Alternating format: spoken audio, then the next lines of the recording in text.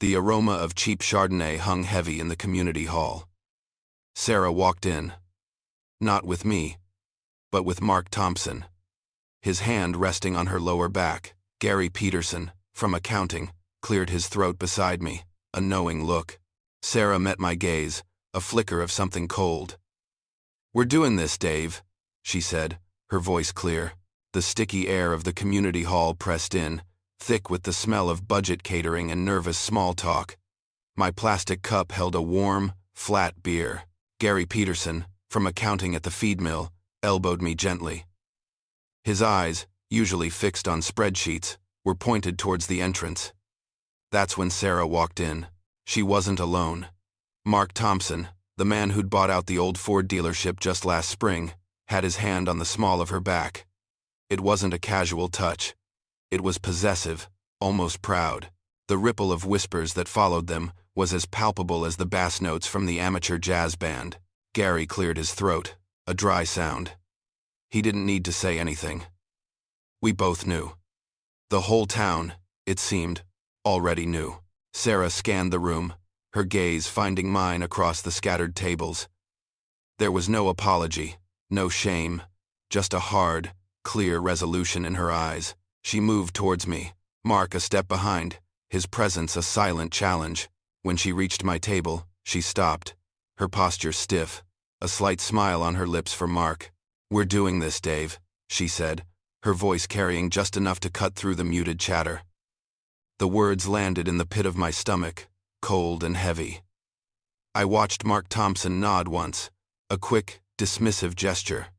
He didn't even look at me. Sarah turned, taking his arm, and they walked towards the bar, leaving me there with Gary and the half-empty beer. Gary patted my shoulder, his touch light and uncertain. "Rough night, Dave," he mumbled, then excused himself. The drive home was a slow crawl through the dark, quiet streets of Harmony Creek. Sarah sat in the passenger seat, her profile stark against the passing streetlights. No radio, no arguments, just the hum of the engine and the growing silence between us. It wasn't an explosion, not a fight with raised voices. It was colder than that, a deep freeze settling into the space where our life used to be. The kind of cold that seeped into the bones. I'd worked at Miller's Hardware, my father's store, since I was 16. Paint, plumbing, garden tools. It was a steady life. Simple. Predictable. We'd bought this modest 2-bedroom bungalow after our wedding 10 years ago. It felt like a lifetime ago, the early days, full of easy laughter and shared plans. But the plans had faded. Replaced by routines, the laughter became less frequent, then disappeared entirely, replaced by polite questions about the grocery list or the car's oil change. Sarah had changed, slowly at first, then with increasing speed. New clothes that didn't quite fit her old life. Late nights. Explained away by book club or yoga class. I'd ignored the signs. Told myself she was just finding herself. Growing. A part of me, the part that wanted desperately to keep the peace, had chosen not to see the truth until it walked in with Mark Thompson. When we finally pulled into the driveway, the porch light was on, casting long shadows. Inside, the house felt unfamiliar. The worn floral sofa, the chipped coffee table, the framed photograph of us on our honeymoon in Door County. They all seemed to mock me. We stood in the living room, a polite distance between us. No tears from her, no anger from me. Just a flat, factual conversation about the end of things. "Mark offers stability, Dave," she said, her voice even. "He has ambition, a plan." The words stung, not for their cruelty, but for their truth. My ambition had always been to keep the hardware store running, to live a quiet life. Mark Thompson, I knew, had big plans for his dealership, big plans for everything. He was building an empire in a town that preferred modest increments. She laid out her intentions with a calmness that unnerved me more than any outburst. She would stay at her sister's for a few days, then figure things out. No details about Mark, just the undeniable fact of him. I just stood there, taking it all in, the scent of her perfume still lingering in the air, mixing with the old wood smell of our home. My hands felt empty, my future a blurred outline, the reality of it, cold and sharp, settled in my gut. My small world had just been cracked wide open. And everyone in Harmony Creek would be watching the pieces fall. The next morning, the old Ford pickup rumbled down Elm Street, carrying me to Miller's Hardware. The sun was up, but it felt like perpetual twilight inside the cab. Sarah had been calm the previous night, almost serene, as she talked about her future with Mark. But there was a look, a glint in her eyes, and a few quiet sentences about protecting herself if things got messy, that left me colder than any shouted argument ever could. A calculated smile, a brief flash of something sharp, and then the door clicked shut. I sat at my desk in the back office, the smell of sawdust and stale coffee my only companions. My hands hovered over the ledger, but the numbers blurred. Sarah had always been good at making me feel alone, slowly cutting off connections, subtly poisoning my relationships with friends and family. Now, contemplating divorce, I saw the trap. She'd play the victim, paint me as the unfeeling husband, and the small town would believe her. She was good at that, at controlling the narrative. My phone buzzed on the desk. I glanced at it. Sarah. A text message. I picked it up, my thumb hovering. I'm sorry about this morning. I don't know what came over me. Can we start over? I love you so much. Come home early and I'll make it up to you. The words were a familiar siren song, a practiced manipulation. For years, these texts, these promises, had pulled me back in, tangled me further. She knew how to tug at that thread of hope. That small part of me that wanted to believe in the Sarah I thought I married. But something was different now. The image of Mark Thompson's hand on her back, her cold pronouncement, had cauterized that thread. I switched off my phone, the screen going black, and pushed it into a desk drawer. Around lunchtime, Gary Peterson appeared in the doorway of my office. He leaned against the frame, a paper bag lunch in hand. Hey man, you okay? You look like you've seen a ghost. I looked up, the weariness pulling at my face. The last 24 hours had hollowed me out. No, Gary. I'm not okay. And then, the dam broke. All the suppressed arguments, the quiet accusations, the gaslighting, the years of subtle erosion. It all spilled out.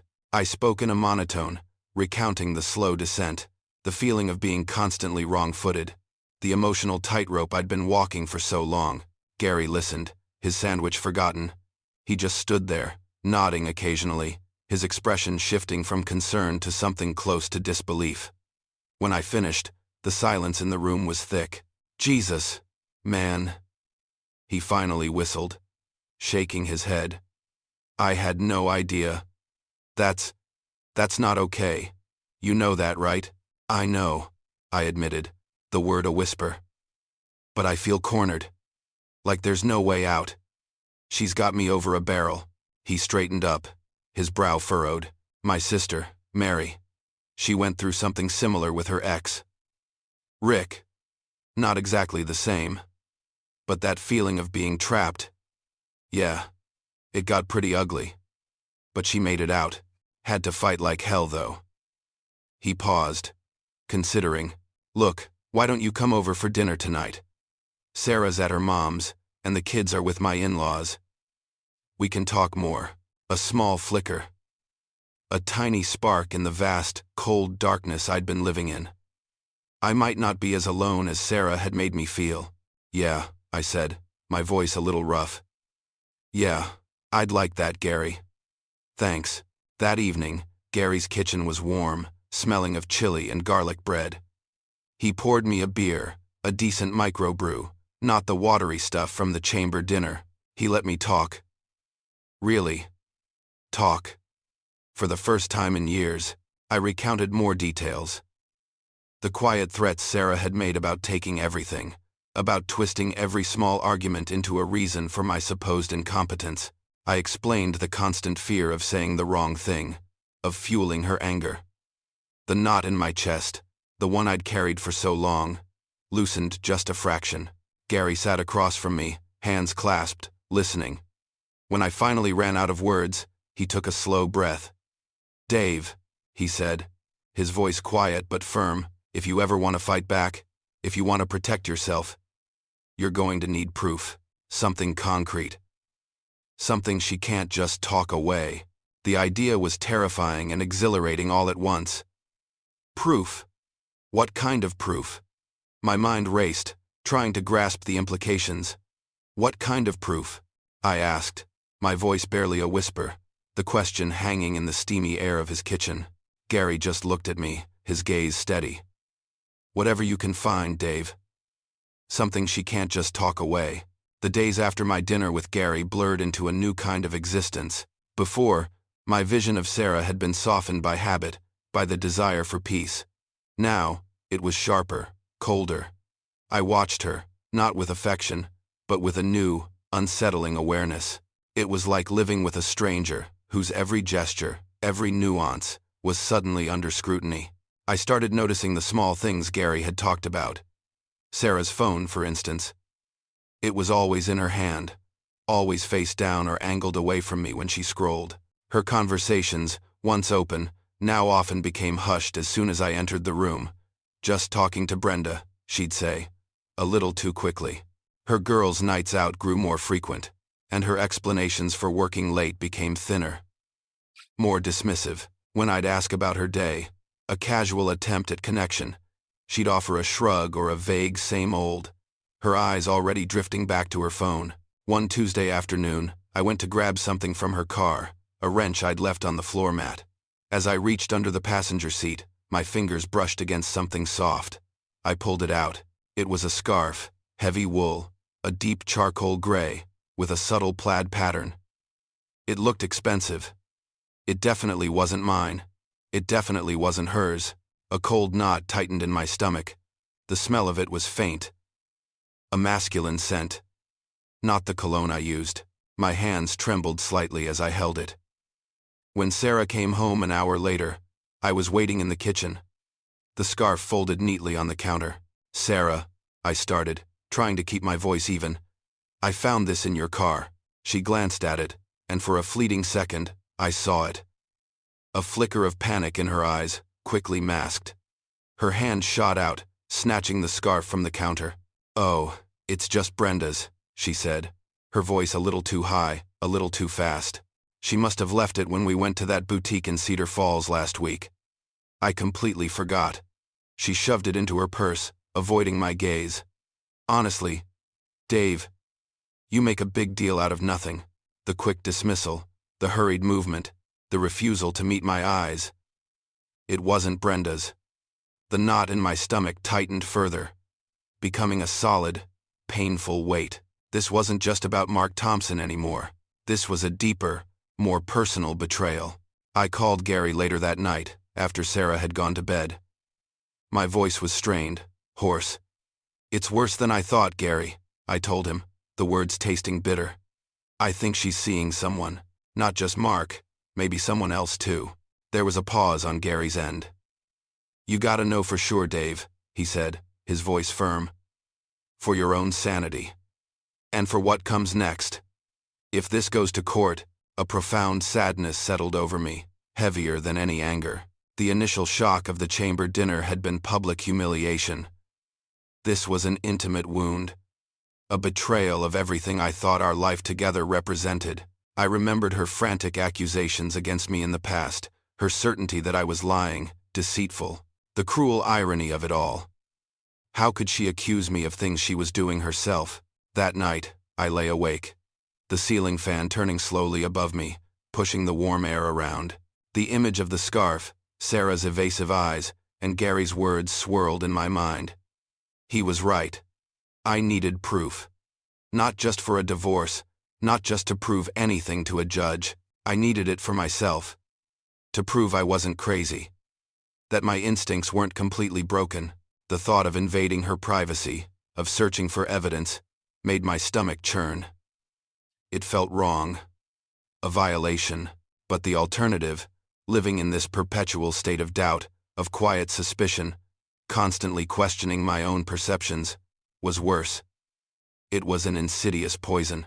I knew, with a certainty that chilled me to the bone, that I had to find the truth, no matter how much it hurt. My sanity depended on it. The sound of the shower running filled the small house the next morning. A steady, rhythmic hiss. Sarah was inside, humming a quiet tune. I stood by the bedroom door, a sickening resolve hardening inside me. Gary's words echoed, "You gotta know for sure." And then, something she can't just talk away. My eyes landed on her phone, lying face down on the nightstand. My heart pounded against my ribs, a dull, heavy drum. This felt wrong, an invasion, but the alternative, the gnawing doubt, the constant questioning of my own reality, that felt even worse. My hand reached out, trembling slightly, and picked up the device. I knew her passcode. It had been years since I'd needed it, but the numbers came to me easily. A relic of a time when we had no secrets. The screen lit up, a digital window into a world I hadn't known existed. I navigated to her messages, my breath catching in my throat. My thumb scrolled down, past family chats, past messages from Brenda. Then I saw it. Mark Thompson. The name itself sent a jolt through me. I tapped on it. The screen filled with their conversation. "Can't stop thinking about last night." One read, "Time-stamped for 2 nights ago." The same night she'd told me she was at a yoga retreat. Another, more recent. "Counting down the minutes. Till I see you again. My love. My love." The words twisted in my gut. I scrolled, numbly at first, then with a frantic urgency. Dates, times, pet names I'd never heard her use. Details about dinners, about getting away, about our special place. Each word was a hammer blow, splintering the last remnants of my illusions. It wasn't just a physical act, it was an emotional betrayal, an entire secret life meticulously constructed behind my back. Then I found them. The photos, selfies of Sarah and Mark, their faces close, laughing, intimate. Some were innocent enough, a casual embrace, a shared smile, but others were explicit. A profound sense of nausea washed over me, a bitter taste rising in my throat. It wasn't just suspicion anymore. This was stark, undeniable infidelity, laid bare in glaring pixels. The irony of it all was a sharp, painful ache. All those years of her accusations, her relentless gaslighting, her making me feel like I was the one incapable of honesty, the one who couldn't be trusted, all of it had been a projection. She had been the betrayer. All along. And she had twisted it, used it to control me, to isolate me. My own phone was still in my pocket. My hands, though still shaking, moved with a grim purpose. I opened the camera, positioning it over her screen, capturing every damning message, every intimate photograph. I took multiple shots, making sure the timestamps were visible, the names clear. Evidence. Concrete. Something she couldn't talk away. The shower turned off. I heard her hum cease. Panic flared, cold and sharp. Then a wave of cold clarity. I quickly locked her phone, placed it back on the nightstand, exactly as I'd found it. My breathing was shallow, my chest tight. Sarah emerged from the bathroom, wrapped in a towel, her hair dripping. She glanced at me, a casual, almost indifferent look. "Morning," she said, before disappearing into the closet. I sat down on the edge of the bed, the weight of the truth almost crushing me. My marriage, our life together, was a lie. A meticulously crafted performance, with me as the unwitting audience. The gaslighting, the accusations, the coldness. It all made a terrible, coherent sense now. It wasn't my fault. I wasn't crazy. I knew I couldn't pretend anymore. The fight was coming. But this time, I wouldn't be walking into it blind. I had proof. "This changes everything," I whispered to myself, the words barely audible. A new, steely resolve, cold and unyielding, hardened within me. The setting sun cast long shadows across the living room carpet. The air in the Miller home that evening was thick, a silent hum of unspoken tension. Sarah moved around the kitchen, her usual bustling a little too loud, a little too cheerful. She chattered about her day, about a customer at the bank, but her eyes darted to me occasionally, a flicker of apprehension I hadn't seen before. I watched her, this woman I'd shared a life with for a decade, and saw a stranger. Every laugh felt hollow, every gesture a performance. After a dinner eaten in near silence, the clinking of forks the loudest sound, I cleared my throat. My hands, resting on my lap, trembled slightly, but my voice, when it came, was steady. "Sarah, we need to talk." Her cheerful demeanor faltered, just for a moment. She turned from the sink, a dish towel in her hand. "About what, honey?" "Everything's fine." Her smile was brittle, stretched too thin. I didn't say another word. I simply pulled out my phone, the screen already open to the devastating thread of messages. I held it out, angled so she could see. "Is this what you call fine?" Her face drained of color, going stark white under the harsh kitchen light. Then, as quickly as it had left, the color flooded back, replaced by a furious red. Her eyes narrowed, blazing with a rage I'd seen before, but never directed at me with such raw intensity. "You went through my phone? How dare you? You have no right." She lunged for my phone, her hand snatching. But I was ready. I pulled it back, out of her reach. "Don't try to deny it, Sarah. It's all here. The dates, the messages, the photos, there's no denying it." Her eyes darted around the room, searching for an escape, a way to spin this. "It's nothing. He's just a friend. You're imagining things, twisting innocent conversations. You always do this, Dave." Her voice rose, hitting a familiar, frantic pitch. I shook my head, a profound weariness settling over me. "Don't gaslight me anymore, Sarah. I'm done. This isn't an episode. This is the truth. Your truth." Her facade crumbled completely. Her shoulders slumped for a second, then straightened, defiance hardening her features. "Fine," she spat, the word dripping with venom. "So what if I did? You've been distant, unloving. You drove me to it. You've never been enough for me, Dave." A cold, quiet fury bloomed in my chest. Not the explosive kind, but a deep, simmering rage. "You accused me for years, Sarah. You systematically isolated me from my friends, from my family. You made me question my own sanity. All the while, you were the one having an affair. You were the one lying, cheating, betraying everything we had." Her eyes, still blazing, now held a new, menacing glint. Her voice dropped, low and chilling. "You think you can just expose me? You think this is going to be easy? I'll ruin you, Dave. I'll tell everyone you were abusive, that you stalked me. I'll take everything. The house, the store, your name, in this town. You'll have nothing left. Go ahead," I replied, my voice surprisingly calm, steady. The words felt like stones leaving my mouth. "I have proof now. For everything." I held up my phone again, a silent, powerful weapon. The threat in her eyes wavered, replaced by a flicker of genuine surprise. My usual manipulations, the ones she had perfected over years, were failing. "You'll regret this, Dave," she said, her voice thin, devoid of its usual power. I looked at her then, truly looked.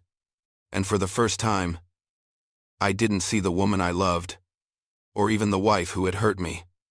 I saw a ruthless adversary, calculating and dangerous. "No, Sarah," I said, the words quiet but firm. "I think you will." The confrontation ended in a chilling silence, the unspoken battle lines drawn across our kitchen floor. The air, once thick with tension, now felt frozen, suspended. This was no longer just about a marriage. It was about survival. About truth. I knew then that the real fight was just beginning. Stick around to the end to see how life's costly choices unfold. The phone felt heavy in my hand as I dialed Gary's number the next morning. My voice was still rough from the strain of the previous night's confrontation. "It happened, Gary," I said, without preamble. "It was ugly. She still thinks she can win." "I figured," Gary replied, his voice calm, steady. "Listen, Dave, I told you already. You need a lawyer. Someone who knows how to deal with this kind of venom." He gave me a name. Mrs. Jenkins. She's not cheap, but she's the best. Straightforward, no nonsense. My sister used her. I made the appointment that afternoon. Mrs. Jenkins' office was on the second floor of a red brick building downtown, above the old bookstore. It was quiet, the air smelling faintly of old paper and dust. She was a woman in her late 50s, with sharp, intelligent eyes and a no-nonsense haircut. She offered me coffee, then settled back, her pen poised over a legal pad. I laid it all out. The gaslighting, the slow isolation, the false accusations of my temper, her threats to take everything, and then the undeniable proof of her infidelity. The texts, the photos. I spoke in a monotone, relaying the facts, trying to keep emotion out of my voice. Mrs. Jenkins listened intently, her gaze steady. She nodded occasionally, making notes. When I finished, the silence stretched. "Mr. Miller," she began, her voice calm and measured. "You've been living in a difficult situation, a very difficult one. We need to act strategically now." She leaned forward, her elbows on the desk. "First, continue documenting everything, every text, every email, every threat she makes. If she tries to manipulate you, write it down. Keep acting normal at home, as much as you can, but be vigilant." She stressed the importance of a paper trail. "We'll build a strong case for her marital misconduct and her pattern of emotional abuse. This isn't just about infidelity. It's about a pattern of behavior." A chill ran down my spine as she spoke, but also a strange sense of clarity. She understood. "She'll try to discredit you," Mrs. Jenkins warned. "She'll try to poison the well. Tell people you're unstable, that you stalked her. That's her playbook, but we'll be ready for it." A new feeling bloomed in my chest, faint but distinct. Empowerment. I hadn't known that feeling in years. "What about my assets?" I asked, my voice a little stronger. She threatened to take everything. The store, the hardware store, my father's legacy, my life. "We'll work to protect your financial interests," Mrs. Jenkins assured me. "Her behavior, especially the marital misconduct and documented abuse, will absolutely affect the outcome. It's not a free pass for her to walk away with everything." I left her office feeling a strange mix of dread and determination. The battle was far from over. It was, in fact, just beginning. But for the first time, I had an ally, someone who understood the legal landscape, who saw through the manipulation. Back home, I moved through the house with a facade of weary normalcy. I answered Sarah's casual questions about work, ate the dinner she cooked. But inside, I was a different man. My ears were sharper, my observations more precise. I was gathering mental notes, preparing for the storm Mrs. Jenkins had warned me about. Sarah, meanwhile, continued her dance. Small, subtle attempts at reconciliation. "I know we're going through a tough time, Dave, but can't we just try?" Followed by equally subtle digs. "You always were so sensitive, weren't you?" I saw through it all now. The pattern was clear. I braced myself. I knew this would be a long, painful process. It wouldn't be clean or easy. But for the first time in a very long time, I saw a path to freedom. However distant, however hard-won, the initial pleasantries of reconciliation vanished as soon as the divorce papers were served. Sarah's carefully constructed attempts at making amends dissolved, replaced by a vicious campaign of aggressive retaliation. The quiet manipulations I had lived with for years now spilled out into the open, amplified and weaponized. She started spreading rumors, not just whispers, but full-blown fabrications, painting me as unstable, abusive, controlling. She targeted mutual friends, people we'd known since high school, and even my few remaining family contacts. My phone began to buzz with texts from confused acquaintances. "Is it true what Sarah's saying, Dave? That you've been difficult?" Or, "Heard things are getting messy, Dave. Hope you're okay." The subtle judgment in their voices was unmistakable. My parents, who had always been wary of Sarah but rarely interfered, were deeply troubled by the accusations.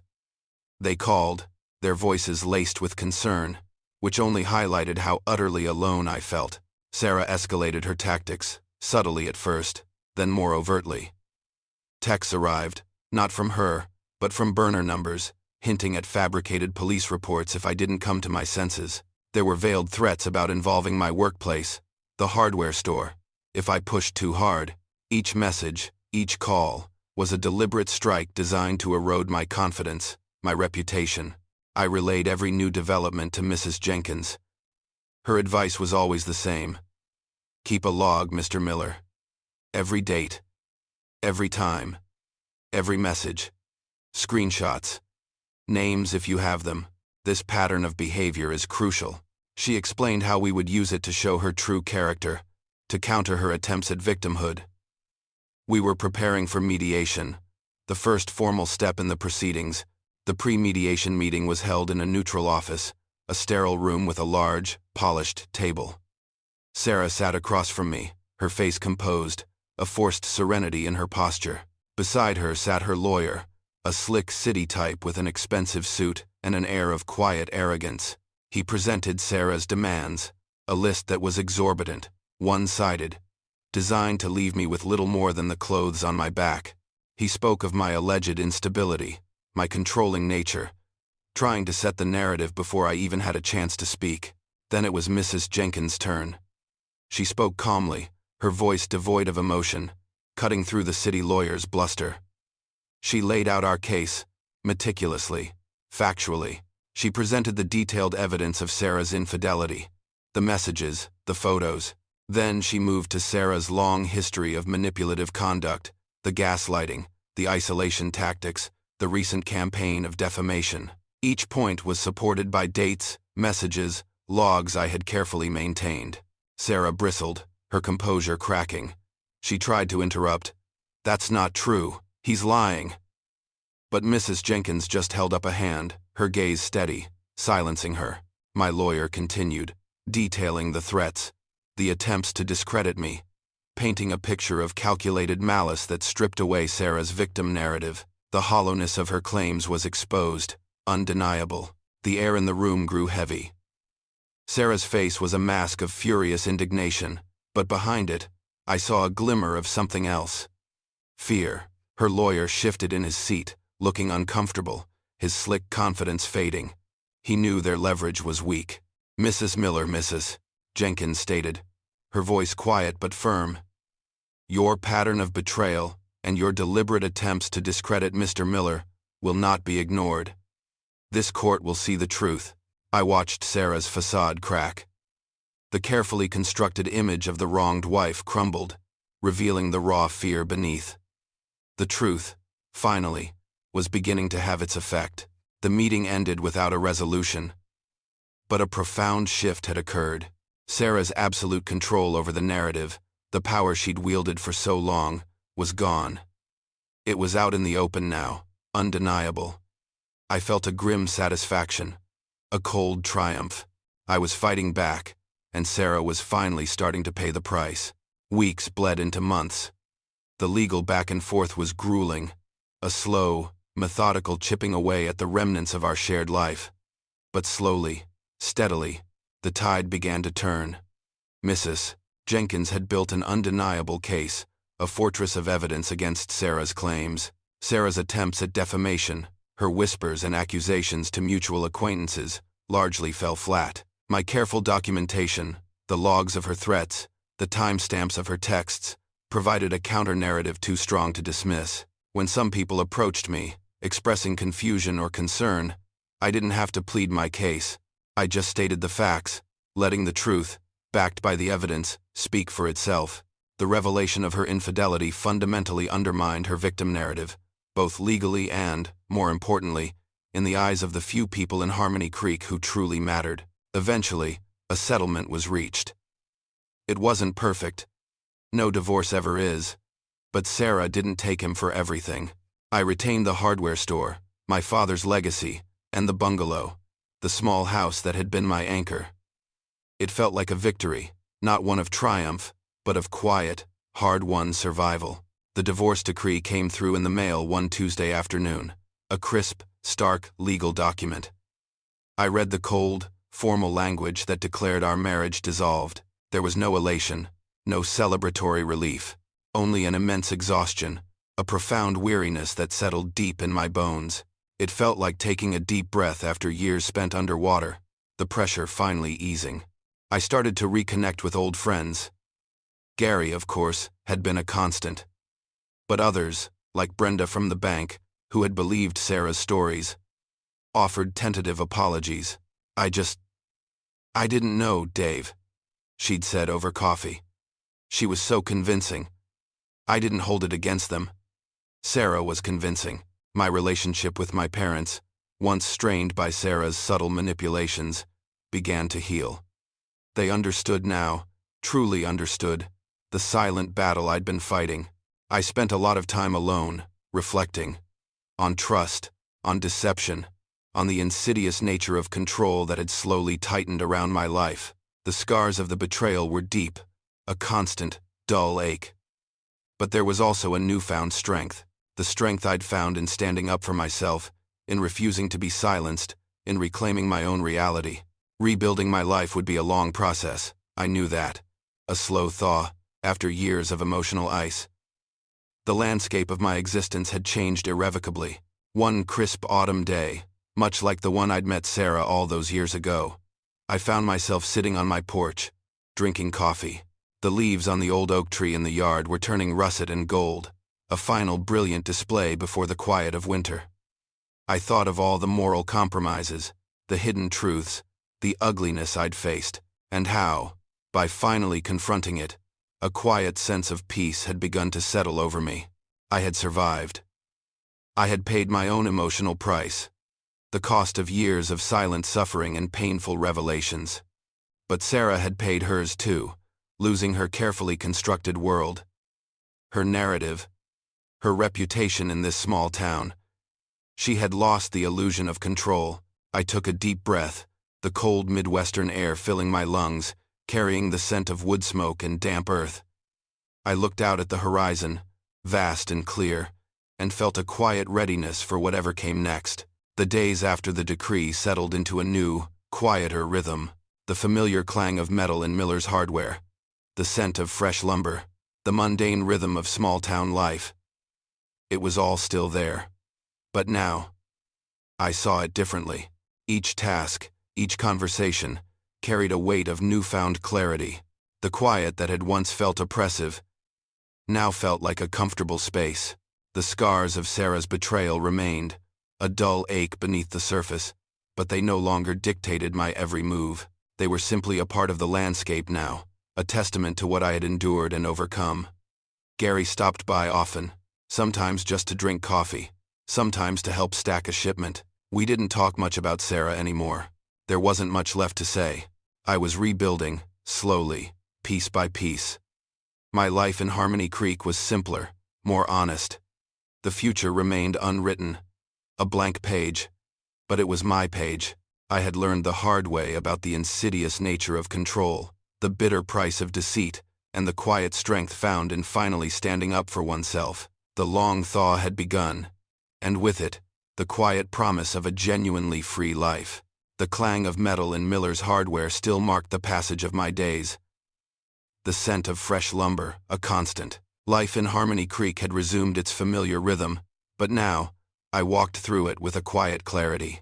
The empty space beside me at the dinner table, the silent house after work, it no longer felt like a void. It was simply quiet, a space to simply be. The echoes of Sarah's manipulations, the sharp edge of her betrayal, still surfaced sometimes, a fleeting memory on a slow afternoon.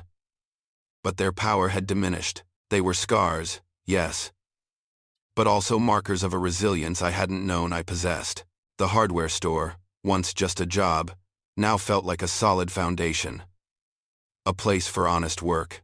My future remained unwritten, no grand plans laid out, just the quiet promise of contentment, free from the web of deceit. Healing, I understood, was not a destination, but a slow, continuous process, like the spring thaw after a long Midwestern winter. True freedom wasn't just the absence of conflict, but the quiet strength of self-respect. The town would always have its judgments, its whispers, but I had learned to navigate them with dignity. I was rebuilding, piece by piece, my own simple, honest life.